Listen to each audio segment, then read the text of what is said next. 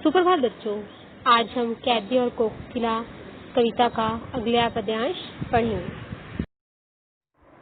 चौथा पद्यांश। इस शांत समय में अंधकार को भेद, रो रही क्यों हो कोकिल बोलो तो, चुपचाप मधुर विद्रोह बीज, इस भांति बो रही हो क्यों कोकिला बोलो तो। इन पंक्तियों में कवि कोयल से पूछ रहा है, इस शांत समय में अंधकार को भेद, रो रही हो क्यों, कि तुम रात के इस शांत समय में और अंधकार को चीरती हुई, भेदती हुई, चीरती हुई क्यों रो रही हो कोकिला बोलो तो, इस विषय में कुछ बताओ तो। चुपचाप मधुर विद्रोह बीज, विद्रोह बीज, विद्रोह की भावना, इस भांति बो रही हो क्यों, इस प्रकार अपनी मधुर भाषा के द्वारा तुम क्रांति के बीज बो रही हो। कहने का यहाँ पर भाव है कि कोयल की ध्वनि में कवि को विद्रोह की भावना अनुभव हुई है। कवि भी अपनी मधुर भाषा में रचित कोकिला के द्वारा लोगों के मन में विद्रोह की भावना उत्पन्न करता है। भाव यहाँ पर कहने का भाव है कि रात के शांत वातावरण में कोयल की ध्वनि मधुर होते हुए भी विद्रोह के भाव युक्त प्रतीत हो रही है। पांचवा पद्यांश देखिए। काली तू रजनी भी काली, शासन की करनी भी काली, काली लहर कल्पना काली, मेरी काल कोठरी काली, टोपी काली कमली काली, मेरी लो श्रृंखला काली, पहरे की हूँ कृति की ब्याली, किस पर है गाती ए आली, इस काले संकट सागर पर मरने की मदमाती। इन पंक्तियों में कवि ने अंग्रेजी शासन द्वारा भारतीयों पर किए गए अन्याय व अत्याचार का उल्लेख किया है। काली तू रजनी भी काली, शासन की करनी भी काली। रजनी रात, करनी काली होना, बुरे कर्म। कवि कोयल से कहता है कि तू काली है, काली तू काली है, रजनी भी काली और रात भी काली है, शासन की करनी भी काली, और इतना ही नहीं, विधि शासन के कर्म भी काले हैं, अर्थात वे जो कार्य करते हैं वे बुरे हैं। काली लहर कल्पना काली, और उसकी जो कल्पना है वह भी काली है, जो वे सोचते हैं वे बुरा ही सोचते हैं। मेरी काल कोठरी काली, टोपी काली कमली काली, और जिस कोठरी में मुझे बंद किया गया है वह भी काले रंग की है।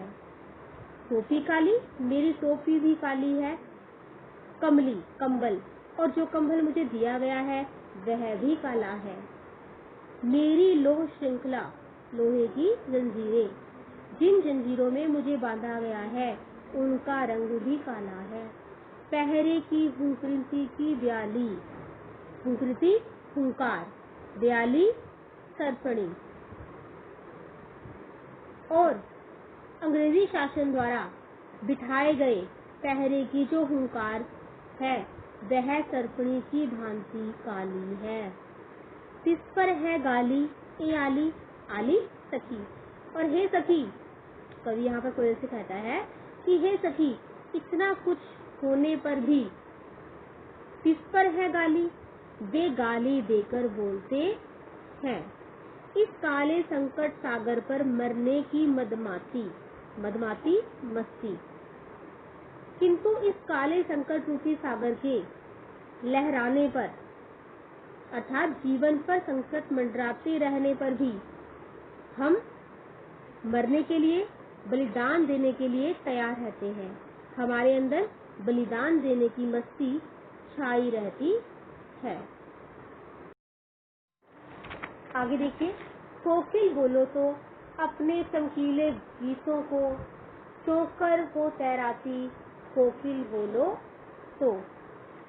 कवि कहता है कि हो हे कोयल, तू बता कि अपने चमकीले गीतों को इस काले वातावरण पर तुम किस प्रकार तैराती हो। मुझे इसका भेद, इसका राज बता दो।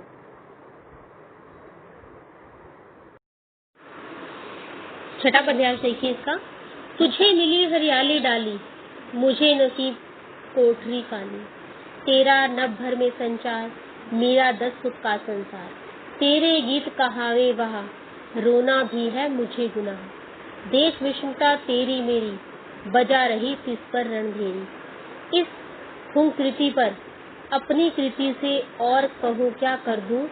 कोकिला बोलो तो मोहन के व्रत पर प्राणों का आसव किसने भर दूं। कोकिला बोलो तो। तुझे मिली हरियाली डाली, मुझे नसीब कोठरी काली। कवि कैदी और कोकिला के जीवन में अंतर स्पर्श करते हुए कहता है कि कैदी के जीवन के प्रति सहानुभूति कोई नहीं दिखाता। वह कोयल से कहता है, तुझे मिली हरियाली डाली, तुझे बैठने के लिए हरी भरी टहनी मिली है। मुझे नसीब कोठरी काली और मुझे काल कोठरी मिली है, अर्थात वह जेल में बंद है। तेरा नभभर आकाश में, तेरे उड़ने के लिए सारा आकाश है। मेरा 10 फुट का संसार, जबकि मेरे लिए केवल 10 फुट की काल कोठरी है। मुझे 10 फुट की काली कोठरी में बंद किया हुआ है। तेरे गीत कहावे वहा, रोना भी है मुझे गुनाह। इतना ही नहीं, लोग तेरे गीतों को सुनकर वाह वाह कह उठते हैं। तेरे गीतों की सराहना की जाती है, प्रशंसा की जाती है, किंतु मेरा तो रोना भी अपराध माना जाता है। हम तो यहाँ जेल में रहकर रो भी नहीं सकते। देख विषमता तेरी मेरी, विषमता अंतर, कि हे कोयल, तेरे और मेरे जीवन में कितना बड़ा अंतर है। बजा रही तिस पर रणभेरी, रणभेरी युद्ध का नगाड़ा। और इस विषमता को देखते हुए फिर भी तू युद्ध का नगाड़ा बजा रही है। इस हुंकार अपनी कृति रचना से और कहो क्या कर दूं। कवि कोयल से प्रश्न पूछ रहा है यहाँ पर कि तेरी इस हुंकार पर मैं अपनी रचना में क्या कर सकता हूँ, अर्थात अपनी काव्य रचनाओं के माध्यम से अंग्रेजी शासन के विरुद्ध भारतीय जनता में विद्रोह की भावना भर सकता हूँ। मोहन के व्रत पर प्राणों के आसव किसमें भर दूं। कोकिला बोलो तो। मोहनदास करमचंद गांधी के लिए यहाँ पर आया है। आसव आनंद।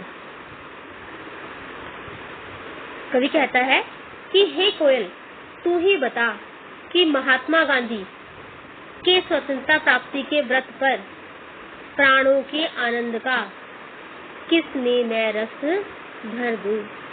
कहने का क्या भाव है, कुछ लोगों के लिए समूचा संसार, यह सारा संसार रहने के लिए है और कुछ को कैद में बंद किया गया है।